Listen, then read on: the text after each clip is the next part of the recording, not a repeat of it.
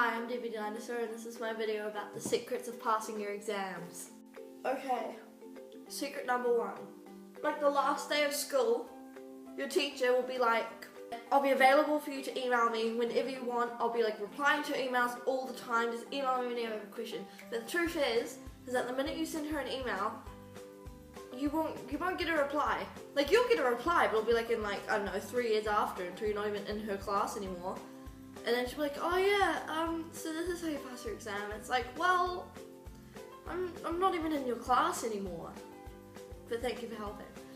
Secret 2 is that there are exams that are easier to pass than others. Like you need to categorize your exams.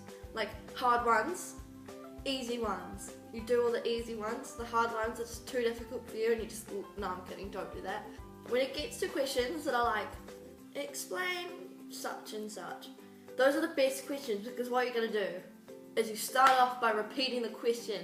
You go in there and you're like, this is how you do the thing with the thing. And then, so that's already like a line, like that's already like a sentence. And then you kind of explain how you do it in the simplest, most vaguest way. And then you just continue that cycle, like repeat the question and everything. And eventually you'll have like an entire page. And I guarantee that you'll probably get like at least merit for that. Like,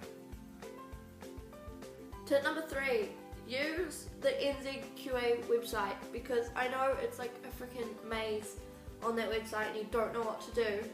But like, why wouldn't you use it?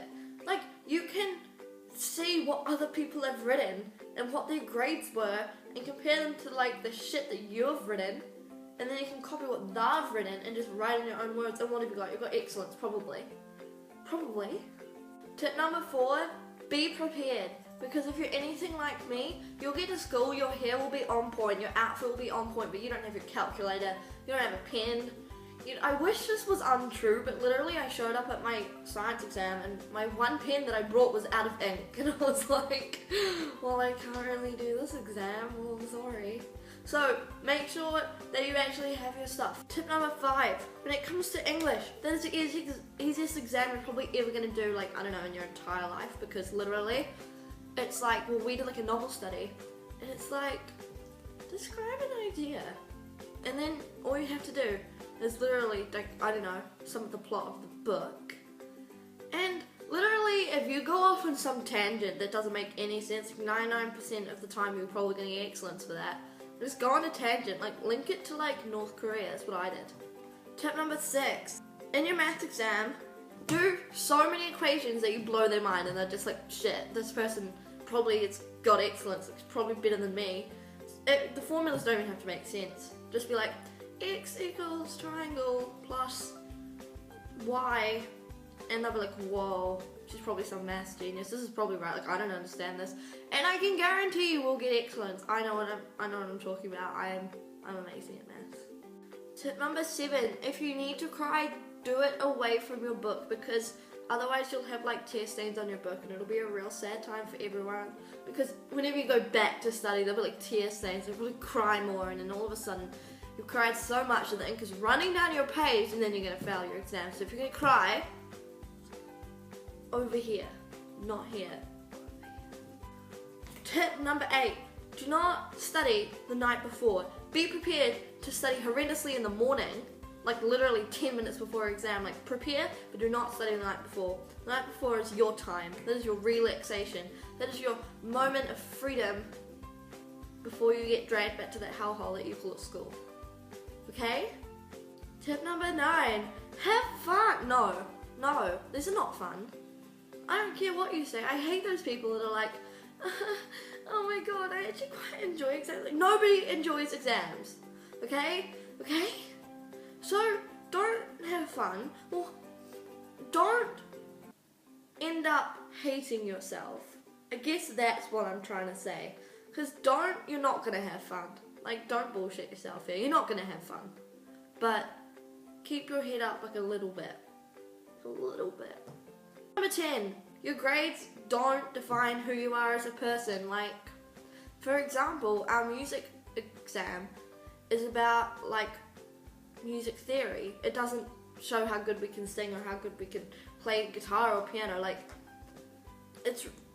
exams are really just as much as you can remember. Like, I'm one of those people that just try and memorize everything before. And I get reasonably good grades. So don't let your grades define who you are as a person, because guaranteed that it's actually not a very good way of assessing what you're good at.